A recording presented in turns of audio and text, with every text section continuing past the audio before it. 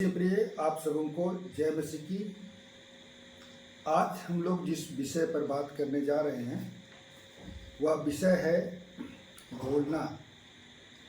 मसीह प्रियो, प्रभु यीशु मसीह की मेज में आपका स्वागत है। आज हम लोग बाइबल के कुछ ऐसे शब्दों को, अंशों को देखेंगे और उनसे सीखेंगे कि अपने बोलने की कला को हम किस प्रकार से निखरा सकता है। पूर्ण विश्वास है कि वीडियो के अंत में आप बोलने की कला में निपुण हो जाएंगे। तो जब हम बोलने की बात कहते हैं तो नीति वचन उसका 13 अध्याय का 2 पद में परमेश्वर का वचन कहता है कि सज्जन अपने बोलने के द्वारा से अपना पेट उत्तम पदार्थों से भरेगा। अर्थात बोलने के द्वारा से मनुष्य का जीवन निर्वाह हो सकता है।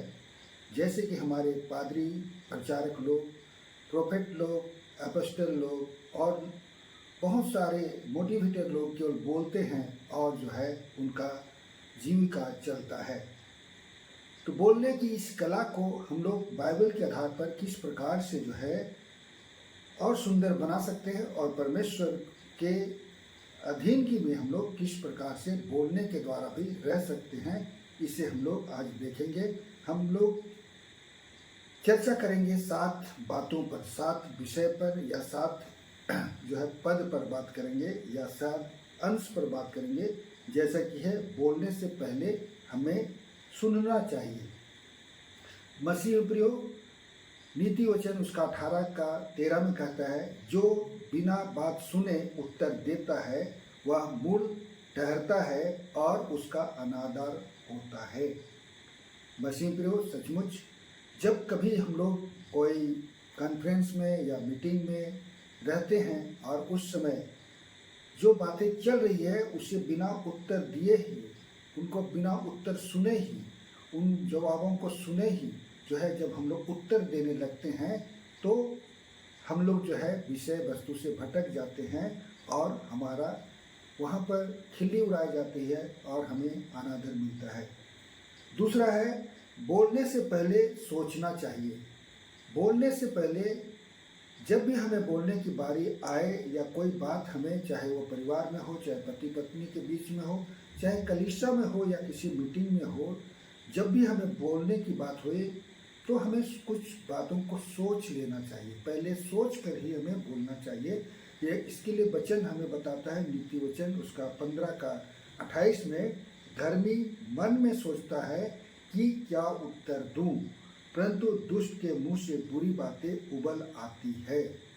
मसीह प्रियो, कोई भी बातें जब हम लोग सुनते हैं तो तुरंत जो हमारे मन में आता है वह दुष्टता की बात आती है। हम लोग उसका खंडन करना चाहते हैं, उसे गिरा देना चाहते हैं, उसको बताना चाहते हैं कि आप जो बोल रहे हैं ये जो है बकवादी है। लेकिन ऐसा होता भी है और नहीं भी होता है। इसलिए जो भी बातें हमें कहना है तो उससे पहले जब हम लोग पहला खंड में देखें कि हम लोग बोलने से पहले हम लोग को सुनना है, सुन करके हमें बोलने से पहले सोचना है, तब जाके हम लोग को मसीह के वचन के आधार पर बोलना है। तीसरा है कि हमें कम बोलना चाहिए। इसके लिए भी हम लोग वचन में देखेंगे, नीति वचन उसका 10 का 19 में, जहाँ बहुत बातें होती है वहाँ अपराध भी होता है, परंतु जो अपना मुंह बंद रखता है वह बुद्धि से काम करता है। तो मसीह प्रयोग सचमुच बहुत बकवादी, बहुत जो है बात नहीं बोलना चाहिए, वरन एकदम सारांश में, शॉर्ट में जो है हमें जो है स्ट्रेट फॉरवर्ड और अच्छी बातें बोलना चाहिए। जो दूसरा वचन में हम लोग देखते हैं, नीति वचन के 17 का 27 में है, जो संभल कर बोलता है वह ज्ञानी ठहरता है। सचमुच हम लोग ज्ञानी हैं, इसलिए हमें संभल कर ही बोलना चाहिए। चौथा बात है, कोमलता से बोलना चाहिए। इसके लिए भी परमेश्वर का वचन नीति वचन 15 का 1 में हमें आदेश देता है, कोमल उत्तर सुनने से गुस्सा ठंडा हो जाता है, परंतु कटु वचन से क्रोध भड़क उठता है।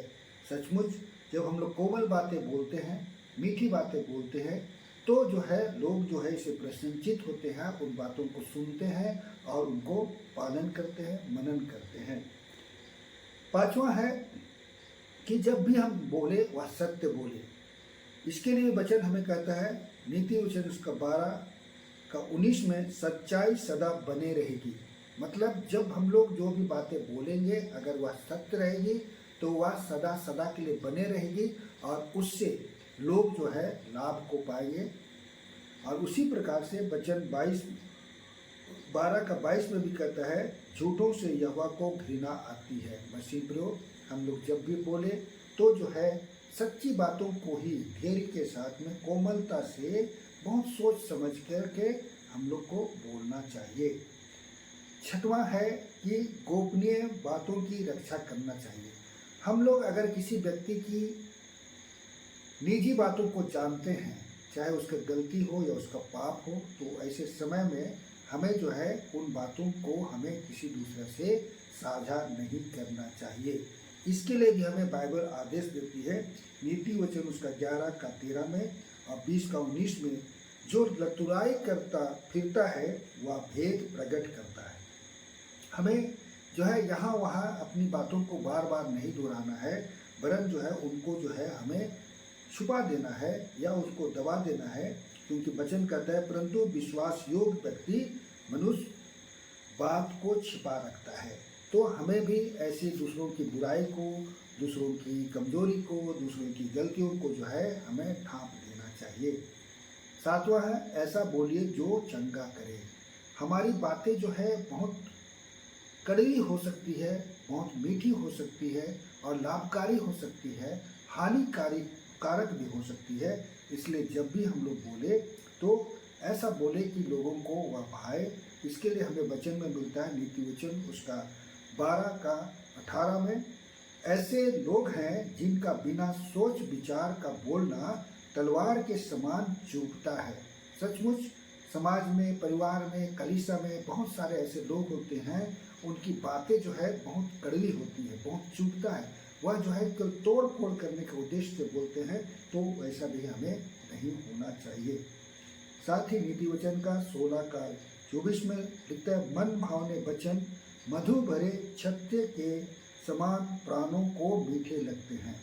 जब हम लोग मन भावन वचन बोलते हैं, मीठी बातें बोलते हैं, लोगों को अच्छा लगने वाला बातें बोलते हैं, तो वह दूसरों को मधुर लगता है और वे क्या करते हैं, हड्डियों को हरी भरी कर देते हैं। इसका मतलब जो भी लोग उनके वचनों को सुनते हैं वे जो है लाभान्वित होते हैं।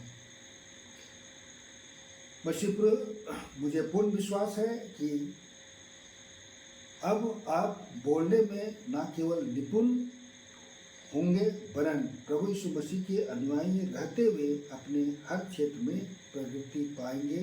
आमीन। जय मसीह की।